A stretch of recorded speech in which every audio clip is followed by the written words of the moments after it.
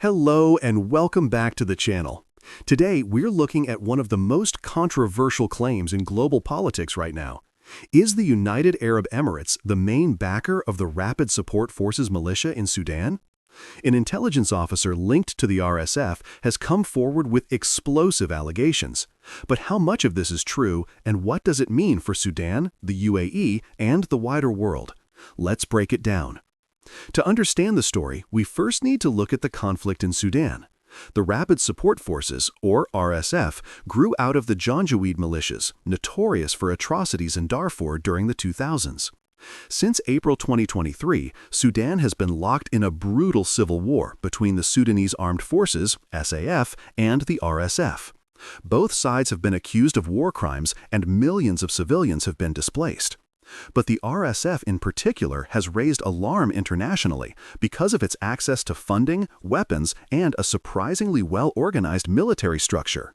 This week, a senior intelligence officer linked to the RSF told Sky News that the United Arab Emirates is the main backer behind the militia.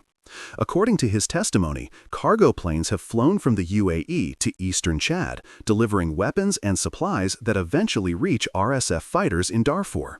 He described the UAE as providing not just financial support, but also political cover for the militia. These claims, if true, suggest that the war in Sudan is not only a domestic conflict, but also part of a wider geopolitical struggle. So, what evidence do we have? Sky News reporters say they have seen documents, flight data, and images of cargo deliveries. Other outlets, including The Guardian and Al Jazeera, have reported on suspicious supply routes from the Gulf into Sudan. The UN has also investigated reports of foreign backing for the RSF. However, it is important to stress, much of this evidence is circumstantial. It suggests strong links, but it does not yet prove a direct government order from the UAE leadership.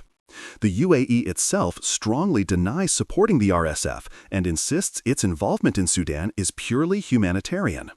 If the claims are true, what's the motivation? Analysts point to several possible reasons. Gold and resources. The RSF controls key gold mines in Sudan. Gold has been exported through Dubai, a major global hub, potentially fueling the war economy. Geopolitical influence.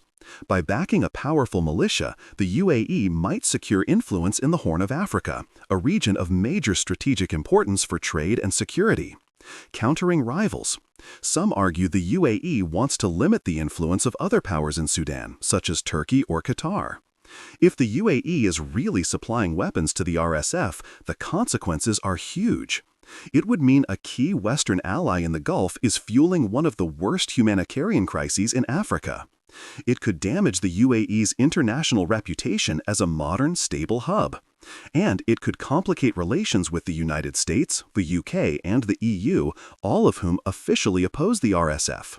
Critics also argue that this alleged support undermines peace efforts and prolongs a devastating war that has already killed thousands.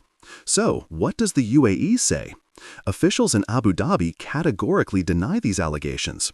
They claim the UAE is focused on delivering humanitarian aid, such as food and medical supplies, to Sudanese civilians. The UAE says it supports peace talks and rejects any suggestion that it is arming the RSF. This denial creates a sharp divide between investigative reporting, anonymous testimony, and the official government line. So, is the UAE the main backer of the RSF in Sudan? Right now, the answer depends on who you believe. There are credible reports and serious allegations, but also firm denials and a lack of definitive proof.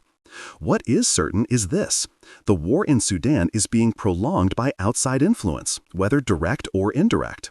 And until the international community takes stronger action, the people of Sudan will continue to pay the price. What do you think? Are these allegations true or just political games? Let me know in the comments, and don't forget to like, share, and subscribe for more in-depth global analysis.